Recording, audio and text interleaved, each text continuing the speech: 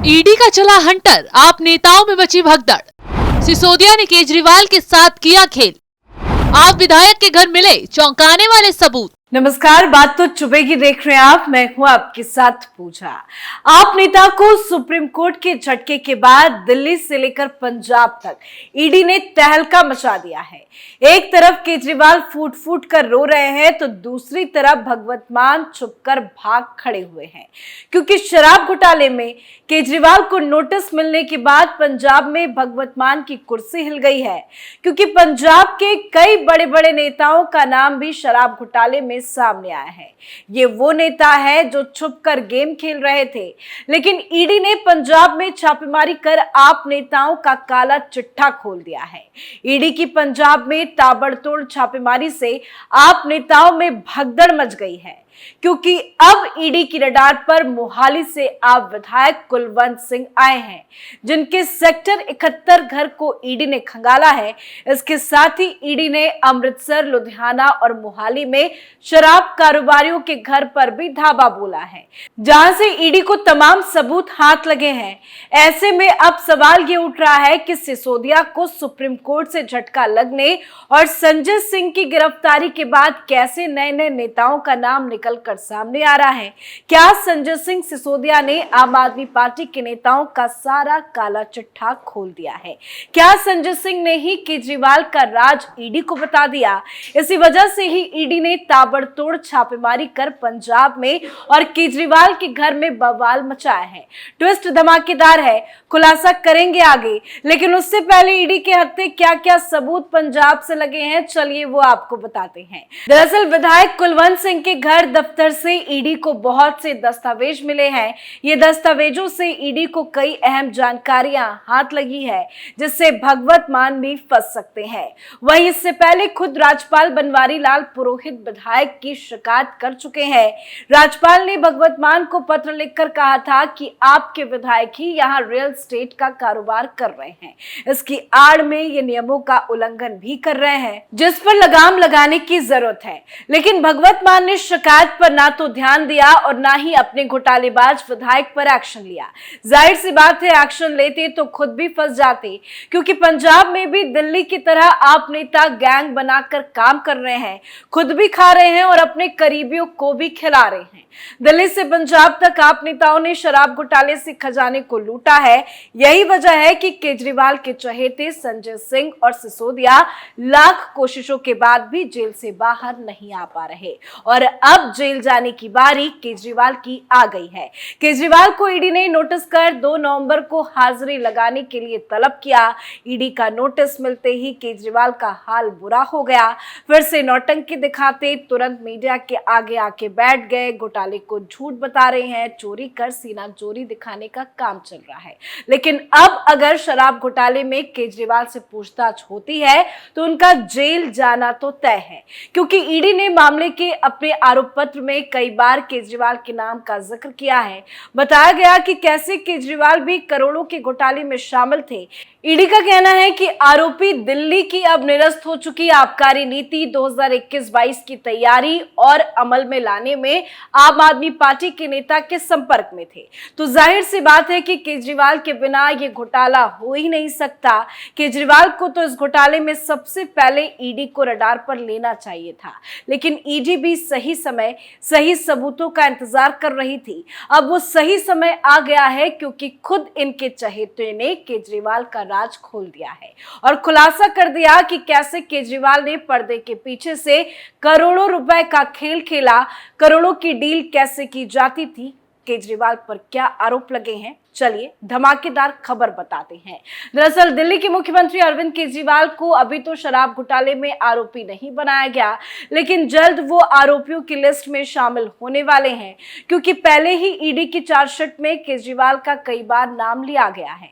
CBI का भी दावा है कि गिरफ्तार किए गए कई आरोपियों ने उनकी भूमिका बताई है। बस केजरीवाल बच क्यों रहे हैं? क्योंकि वो शराब घोटाले का खेल दूसरों के कंधों पर रखकर खेल रहे थे।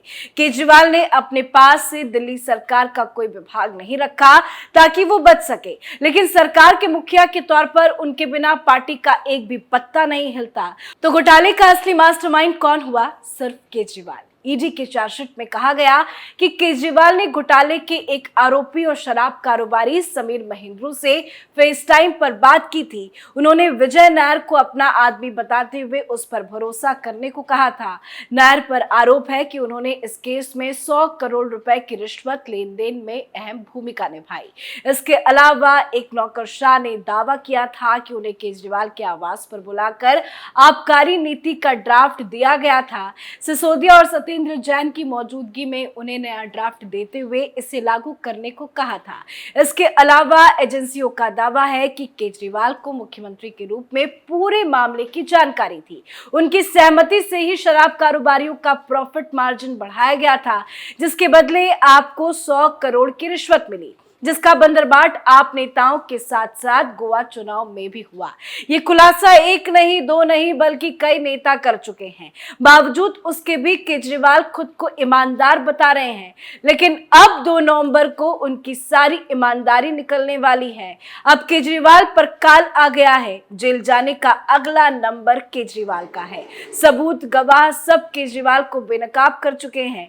केजरीवाल के बाद पंजाब के नेताओं का जेल में डालने का नंबर लगेगा, क्योंकि पंजाब में भी केजरीवाल ऐसी ही शराब नीति लाकर वहां भी खजाना लूटने वाले थे। लेकिन जब दिल्ली की शराब नीति में घोटाला पकड़ा गया तो डर की वजह से पंजाब की शराब नीति पर रोक लगा दी गई।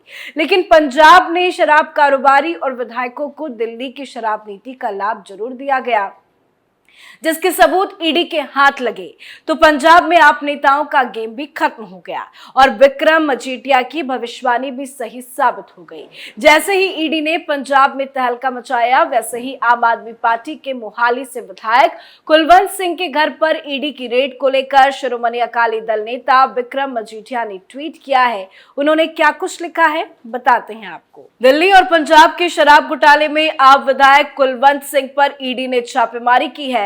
दिल्ली के सीएम और आप संयोजक अरविंद केजरीवाल को समन करने के बाद अब ईडी ने इस शराब घोटाले के पंजाब लिंक पर काम करना शुरू कर दिया है।